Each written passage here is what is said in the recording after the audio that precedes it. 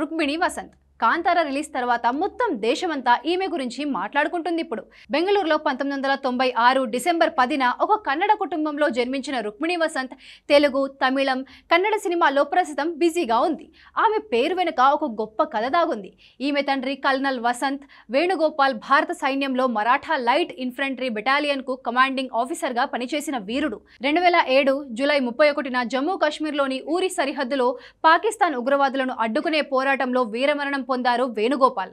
ఈయన ధైర్య సాహసాలకు మెచ్చి అశోక చక్ర అవార్డిచ్చారు. కర్ణాటకలో మొట్టమొదటి అశోక చక్ర రుక్మిణి వసంత్ వాళ్ల నాన్నకే వచ్చింది.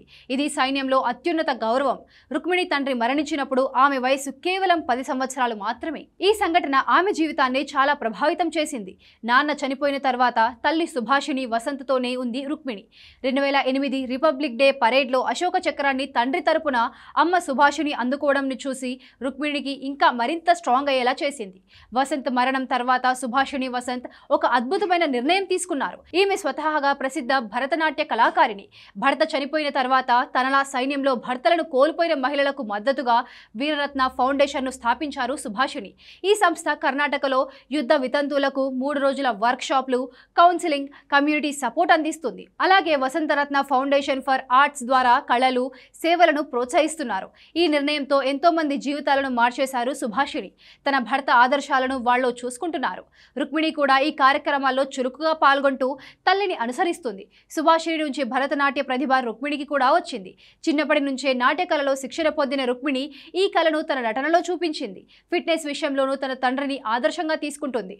2019లో బిర్బర్ ట్రిలాజీ, కేస్ ఫన్, ఫైండింగ్ వజ్రమునితో కెరీర్ని ప్రారంభించింది రుక్మిణి. 2023లో సప్త సాగర దాచే ఎల్లో సైడ్ ఏ సైడ్ బి సినిమాలో ప్రియా పాత్రలో రక్షిత్ శెట్టితో నటించి స్టార్ అయిపోయింది. ఈ సినిమా సంచలన విజయం సాధించి కన్నడలో ఆమెను స్టార్ హీరోయిన్ గా మార్చేసింది.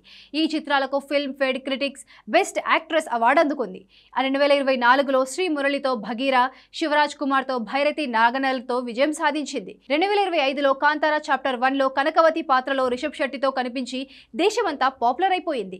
ప్రస్తుతం ప్రశాంత్ నీల్ దర్శకత్వంలో జూనియర్ ఎన్టీఆర్ తో డ్రాగన్ సినిమాలో నటిస్తుంది. అలాగే యష్ టాక్సిక్ సినిమాలోనూ నటిస్తుంది ఈ బ్యూటీ. కెరీర్ లో ఒక్కో మెట్టు ఎక్కుతూ ఆమె ఇప్పుడు పాన్ ఇండియా హీరోయిన్ గా మారింది.